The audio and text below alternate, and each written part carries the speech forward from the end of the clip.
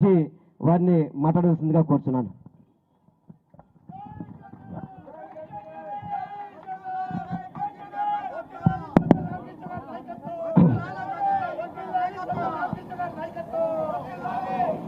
అందరికీ నమస్కారం. మిట్ట మధ్యాహ్నం పెట్టాడు శ్రీనివాస్ ఈరోజు, ఎందుకు మరి ముహూర్తం అట్లా కలిసి వచ్చినట్టుంది. సో మంచి కార్యక్రమం, శుభారంభం. ఎన్నికల 2024 సార్వత్రిక ఎన్నికలకు రేపు 27వ తేదీన జగన్మోహన్ రెడ్డి గారు భీమిలి నుంచి శంఖారావం పూరిస్తున్నారు. అక్కడి నుంచి వరుస సభలు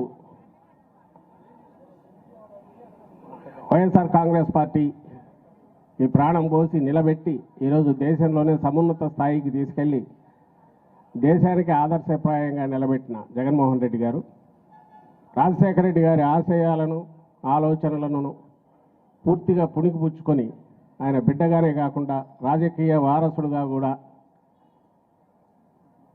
ఆయన కంటే 10 అడుగులు ముందుకు వేసి భవిష్యత్ తరాలకు కూడా రాజకీయ పార్టీ అంటే ఎలా ఉండాలి, ప్రజాస్వామ్యంలో రాజకీయ పార్టీల బాధ్యత కానీ రాజకీయ నాయకులు ఎలా వ్యవహరించాలి, జవాబుదారీతనం అనేది ప్రజాస్వామ్యంలో ఎంత ముఖ్యమైన విషయం అని కొత్త గేమ్ రూల్స్ ఈరోజు తయారు చేసిన జగన్మోహన్ రెడ్డి గారు 24 ఎన్నికలకు తాను ఈ 5 ఏళ్లలో